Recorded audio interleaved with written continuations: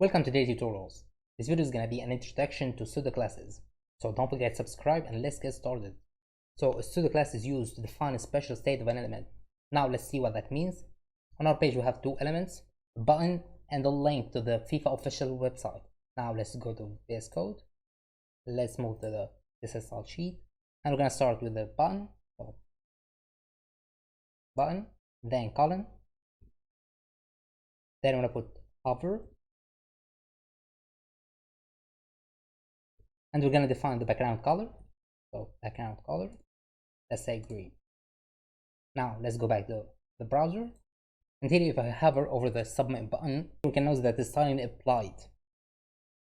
Now let's go back to VS Code. Let's check another example. Now let's say anchor and let's say visited. Here we're going to change the color. So color, let's say red. Now let's check the browser. Nothing happened. Now let's click on the FIFA official website. Now let's go back to our website.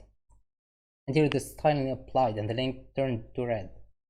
So in conclusion, we use pseudo-classes to apply styling to an element in a special state. In our case, if the user is hovering over a button or like the link have been visited. So thank you for watching. Don't forget to subscribe and see you next time.